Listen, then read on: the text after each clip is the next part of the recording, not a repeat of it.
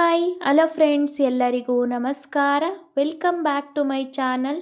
ಬನ್ನಿ, ಇವತ್ತು ಒಂದು ಸಂಕ್ರಾಂತಿ ಸ್ಪೆಷಲ್ ಆದಂತಹ ಸಿಹಿಯಾದಂತಹ ಸಕ್ಕರೆ ಪೊಂಗಲ್ ಮಾಡೋದು ಹೇಗೆ ಅಂತ ನೋಡ್ಕೊಂಬರೋಣ. ಹಬ್ಬ ಹರಿದಿನಗಳಲ್ಲಿ ಯಾವುದೇ ಶುಭ ಕಾರ್ಯಗಳಲ್ಲಿ ಮಾಡುವಂತಹ ದೇವರ ನೈವೇದ್ಯಕ್ಕೆ ಬಳಸುವಂಥ ಈ ಸಕ್ಕರೆ ಪೊಂಗಲ್ನ ಕಡಿಮೆ ಸಾಮಗ್ರಿಗಳಿಂದ ತುಂಬ ಕಡಿಮೆ ಸಮಯದಲ್ಲಿ ತುಂಬ ಟೇಸ್ಟಿಯಾಗಿ ಮಾಡ್ಕೊಳ್ಬೋದು. ಈ ಸಕ್ಕರೆ ಪೊಂಗಲ್ ಮಾಡೋದು ಹೇಗೆ ಅಂತ ನೋಡ್ಕೊಂಬರೋದಕ್ಕಿಂತ ಮುಂಚೆ ಇನ್ನೂ ಯಾರ್ಯಾರು ನಮ್ಮ ಚಾನಲ್ನ ಸಬ್ಸ್ಕ್ರೈಬ್ ಮಾಡದೆ ನೋಡ್ತಾ ಇದ್ದೀರಾ, ಪ್ಲೀಸ್ ಸಬ್ಸ್ಕ್ರೈಬ್ ಮಾಡಿಕೊಂಡು ನಮಗೆ ಸಪೋರ್ಟ್ ಮಾಡಿ. ನಿಮ್ಮೆಲ್ಲರೂ ಸಪೋರ್ಟ್ ನಮಗೆ ತುಂಬ ಮುಖ್ಯ. ಪ್ಲೀಸ್ ಸಪೋರ್ಟ್ ಮಾಡಿ. ಬನ್ನಿ, ಈ ಸಕ್ಕರೆ ಪೊಂಗಲ್ ಮಾಡೋದಕ್ಕೆ ಏನೇನು ಸಾಮಗ್ರಿಗಳು ಬೇಕು ಅಂತ ನೋಡ್ಕೊಂಬರೋಣ. ನಾನಿಲ್ಲಿ ಒಂದು ಅರ್ಧ ಕಪ್ ಆಗುವಷ್ಟು ಮಾಮೂಲಿ ಹಂಸ ಅಕ್ಕಿನ ತೊಗೊಂಡಿಟ್ಕೊಂಡಿದ್ದೀನಿ. ಒಂದು ಅರ್ಧ ಕಪ್ ಆಗುವಷ್ಟು ಹೆಸರು ಬೇಳೆನ ತೊಗೊಂಡಿದ್ದೀನಿ.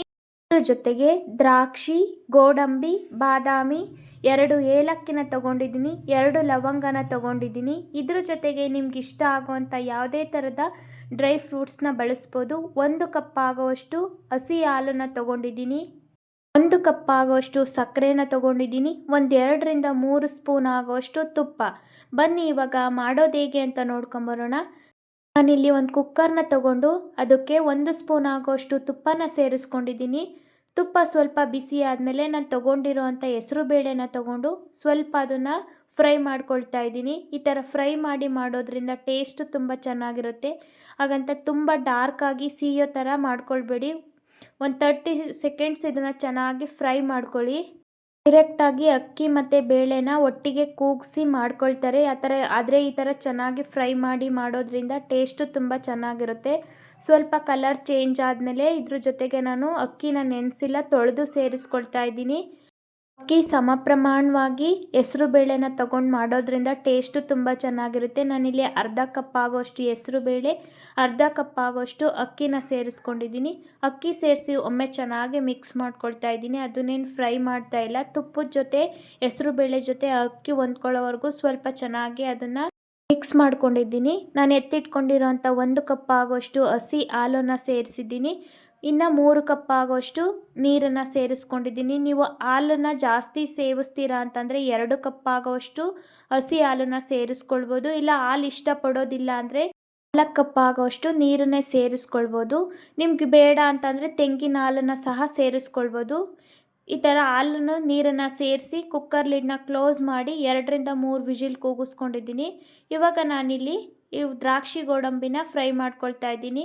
ಒಂದು ಪಾತ್ರೆಗೆ ನಾನೊಂದು 2 ಸ್ಪೂನ್ ಆಗೋಷ್ಟು ತುಪ್ಪ ಸೇರಿಸ್ಕೊಂಡು ನಾನು ಎತ್ತಿಟ್ಕೊಂಡಿರೋಂಥ ಡ್ರೈ ಫ್ರೂಟ್ಸು 2ರಿಂದ 3 ಲವಂಗನ ಸೇರಿಸ್ಕೊಂಡಿದ್ದೀನಿ. ಲವಂಗನ ಸೇರಿಸೋದ್ರಿಂದ ಅದು ಘಮ ಚೆನ್ನಾಗಿರುತ್ತೆ, ಹಾಗಾಗಿ ನಾನು ಸೇರಿಸ್ಕೊಂಡಿದ್ದೀನಿ. ನಿಮ್ಗೆ ಇಷ್ಟ ಇದ್ದರೆ ಸೇರಿಸ್ಕೊಳ್ಳಿ, ಇಲ್ಲ ಅಂದರೆ ಸ್ಕಿಪ್ ಮಾಡ್ಕೊಳ್ಳಿ. ದ್ರಾಕ್ಷಿ ಈ ಥರ ಚೆನ್ನಾಗಿ ಪಫ್ಫಾಗಿ ದಪ್ಪ ಆಗಬೇಕು, ಅಲ್ಲಿವರೆಗೂ ಚೆನ್ನಾಗಿ ಅದನ್ನು ಫ್ರೈ ಮಾಡಿಕೊಂಡು ಸೈಡಲ್ಲಿ ಎತ್ತಿಟ್ಕೊಳ್ಳಿ. ಇವಾಗ ನಾನು ಬೇಯಿಸಿರೋಂಥ ಬೇಳೆ ಮತ್ತು ಅನ್ನ ಸಹ ಚೆನ್ನಾಗಿ ಆಗಿದೆ, ನೋಡ್ತಾ ಇರ್ಬೋದು ನೀವು. ಕುಕ್ಕರ್ ಕಂಪ್ಲೀಟಾಗಿ ತಣ್ಣಗಾಗಿದೆ. ಇವಾಗ ಸ್ಮ್ಯಾಶ್ ಮಾಡೋ ಅಂಥ ಅಗತ್ಯ ಇಲ್ಲ. ಚೆನ್ನಾಗಿ ಬೇಳೆ ಮತ್ತು ಅನ್ನ ಚೆನ್ನಾಗಿ ಬೆಂದಿದೆ. ನೀವು ಸ್ವಲ್ಪ ಚೆನ್ನಾಗಿ ಬೆಂದಿಲ್ಲ ಅಂದರೆ ಅದನ್ನು ನೀವು ಸ್ಮ್ಯಾಶರಿಂದ ಸ್ಮ್ಯಾಶ್ ಸಹ ಮಾಡ್ಕೊಳ್ಬೋದು. ಇಲ್ಲಿ ದ್ರಾಕ್ಷಿ ಗೋಡಂಬಿನ ಫ್ರೈ ಮಾಡ್ಕೊಂಡಿದ್ದಂತಹ ಪಾತ್ರೆಗೇ ತಗೊಂಡಿರೋಂಥ ಸಕ್ಕರೆನ ಸೇರಿಸ್ಕೊಳ್ತಾ ಇದ್ದೀನಿ. ನೀವು ಸ್ವೀಟ್ ಜಾಸ್ತಿ ತಿಂತೀರಾ ಅಂದರೆ ಇನ್ನು ಸ್ವಲ್ಪ ಸಕ್ಕರೆನ ಸೇರಿಸ್ಕೊಳ್ಬೋದು. ನಾನಿಲ್ಲಿ 1 ಕಪ್ಪು ಬೇಳೆ ಮತ್ತು ಅಕ್ಕಿ ತಗೊಂಡಿರೋದ್ರಿಂದ 1 ಕಪ್ ಆಗೋಷ್ಟು ಸಕ್ಕರೆನ ಸೇರಿಸ್ಕೊಂಡಿದ್ದೀನಿ. ತುಂಬ ಜಾಸ್ತಿನೂ ಆಗಿರಲಿಲ್ಲ, ತುಂಬ ಕಡಿಮೆನೂ ಆಗಿರಲಿಲ್ಲ. ಒಂದು ಅರ್ಧ ಕಪ್ ಆಗೋಷ್ಟು ನೀರನ್ನು ಸೇರಿಸ್ಕೊಂಡು ಏಲಕ್ಕಿನ ನಾನು ಸಿಪ್ಪೆ ಸಮೇತ ಹಾಗೆ ಕುಟ್ಟಿ ಸೇರಿಸ್ಕೊಂಡಿದ್ದೀನಿ. ನೀವು ಏಲಕ್ಕಿ ಪುಡಿನ ಸಹ ಸೇರಿಸ್ಕೊಳ್ಬೋದು. ಇದು ಪಾಕ ಬರಬೇಕು ಅಂತ ಅನ್ನೋದೇನಿಲ್ಲ. ಸಕ್ಕರೆ ಚೆನ್ನಾಗಿ ಕರಗಿದ್ರೆ ಸಾಕು. ಅಲ್ಲಿವರೆಗೂ ಅದನ್ನು ಚೆನ್ನಾಗಿ ಮಿಕ್ಸ್ ಮಾಡ್ಕೊಳ್ಳಿ. ಸ್ವಲ್ಪ ತೆಂಗಿನಕಾಯಿನ ನಾನು ಈ ಥರ ಚೆನ್ನಾಗಿ ಕಟ್ ಮಾಡಿ ಸೇರಿಸ್ಕೊಂಡಿದ್ದೀನಿ. ತೆಂಗಿನಕಾಯಿನ ಕಟ್ ಮಾಡಿ ಸೇರಿಸ್ಕೊಳ್ಳೋದ್ರ ಜೊತೆಗೆ ಕಡಲೆ ಬೀಜನ ಚೆನ್ನಾಗಿ ಹುರಿದು ಪೌಡ್ರ್ ಮಾಡಿ ಸೇರಿಸ್ಕೊಳ್ಬೋದು. ಸಕ್ಕರೆ ಚೆನ್ನಾಗಿ ಕರಗಿದ ನಂತರ ನಾನಿಲ್ಲಿ ಮೊದಲೇ ಬೇಯಿಸಿಟ್ಕೊಂಡಿರೋ ಅಂಥ ಅನ್ನ ಮತ್ತು ಬೇಳೆನ ಸೇರಿಸಿ ಅನ್ನಕ್ಕೆ ಸಕ್ಕರೆ ಎಲ್ಲ ಚೆನ್ನಾಗಿ ಹಿಡಿಯೋವರೆಗೂ ಅದನ್ನು ಕುದಿಸ್ಬೇಕು ಅಂತ ಏನಿಲ್ಲ. ಒಂದು 2 ನಿಮಿಷಗಳ ಕಾಲ ಚೆನ್ನಾಗಿ ಮಿಕ್ಸ್ ಮಾಡಿಕೊಂಡು ಸಕ್ಕರೆ ಎಲ್ಲ ಅನ್ನಕ್ಕೆ ಹಿಡಿಯೋವರೆಗೂ ಮಿಕ್ಸ್ ಮಾಡಿಕೊಂಡು ಕುದಿಸ್ಕೊಂಡ್ರೆ ಆಯಿತು. ನೋಡ್ತಾ ಇರ್ಬೋದು ನೀವು, ಈ ಥರ ನಾನು ಚೆನ್ನಾಗಿ ಮಿಕ್ಸ್ ಮಾಡ್ಕೊಂಡಿದ್ದೀನಿ. ಅನ್ನಕ್ಕೆ ಸಕ್ಕರೆ ಎಲ್ಲ ಹಿಡಿಯುತ್ತೆ. ನಾನು ಆವಾಗಲೇ ಹೇಳ್ದಾಗೆ ನೀವು ಸ್ವೀಟ್ ಜಾಸ್ತಿ ತಿಂತೀರಾ ಅಂತ ಅಂದರೆ ನೀವು ಇನ್ನು ಸ್ವಲ್ಪ ಸಕ್ಕರೆನ ಸೇರಿಸ್ಕೊಳ್ಬೋದು. ನೀವು ಇದೇ ಪ್ರೊಸೀಜರ್ನ ಫಾಲೋ ಮಾಡಿ ಬೆಲ್ಲನ ಸೇರಿಸ್ಕೊಂಡು ಮಾಡಿಕೊಂಡ್ರೆ ಬೆಲ್ಲದನ್ನ ಆಗುತ್ತೆ. ನಾನಿವತ್ತು ಸಕ್ಕರೆ ಪೊಂಗಲ್ನ ಮಾಡಿ ತೋರಿಸಿದ್ದೀನಿ. ನೋಡ್ತಾ ಇರ್ಬೋದು ಈ ಥರ ಚೆನ್ನಾಗಿ ಕುದಿ ಬಂದಮೇಲೆ ನಾನು ಮೇಲ್ಗಡೆ ಇನ್ನೊಂದು ಸ್ಪೂನ್ ಆಗೋಷ್ಟು ತುಪ್ಪನ ಸೇರಿಸ್ಕೊಂಡಿದ್ದೀನಿ. ತುಪ್ಪನ ಸೇರಿಸೋದ್ರಿಂದ ಇನ್ನೂ ಟೇಸ್ಟು ತುಂಬ ಚೆನ್ನಾಗಿರುತ್ತೆ. ಹಾಗಾಗಿ ನಾನು ಸ್ವಲ್ಪ ಒಂದೆರಡು ಸ್ಪೂನ್ ಆಗೋಷ್ಟು ತುಪ್ಪನ ಜಾಸ್ತಿನೇ ಸೇರಿಸ್ಕೊಂಡಿದ್ದೀನಿ.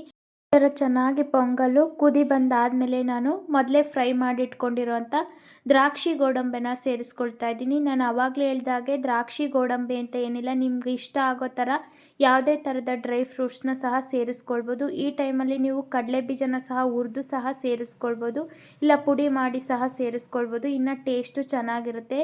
ನೋಡ್ತಾ ಇರ್ಬೋದು ಈಸಿ ಆ್ಯಂಡ್ ಟೇಸ್ಟಿಯಾಗಿರೋಂಥ ದೇವರ ನೈವೇದ್ಯಕ್ಕೆಲ್ಲ ಬಳಸುವಂಥ ಸಿಹಿಯಾದಂತಹ ಸಕ್ಕರೆ ಪೊಂಗಲ್ ರೆಡಿ ಆಯಿತು. ನೀವು ಈ ರೆಸಿಪಿನ ನಿಮ್ಮ ಮನೆಯಲ್ಲಿ ಟ್ರೈ ಮಾಡಿ ಟೇಸ್ಟ್ ಹೇಗಿತ್ತು ಅಂತ ನನಗೆ ಕಮೆಂಟ್ ಮಾಡಿ ತಿಳಿಸಿ. ಹಾಗೆ ಇನ್ನೂ ಯಾರ್ಯಾರು ನಮ್ಮ ಚಾನಲ್ನ ಸಬ್ಸ್ಕ್ರೈಬ್ ಮಾಡದೆ ನೋಡ್ತಾ ಇದ್ದೀರಾ, ಪ್ಲೀಸ್ ಸಬ್ಸ್ಕ್ರೈಬ್ ಮಾಡಿಕೊಂಡು ನಮಗೆ ಸಪೋರ್ಟ್ ಮಾಡಿ. ನಿಮ್ಮೆಲ್ಲರ ಸಪೋರ್ಟ್ ನಮಗೆ ತುಂಬ ಮುಖ್ಯ. ಪ್ಲೀಸ್ ಸಪೋರ್ಟ್ ಮಾಡಿ. ನೆಕ್ಸ್ಟ್ ವಿಡಿಯೋದಲ್ಲಿ ಸಿಗ್ತೀನಿ ಫ್ರೆಂಡ್ಸ್. ಅಲ್ಲಿವರೆಗೂ take care, bye. Thank you for watching.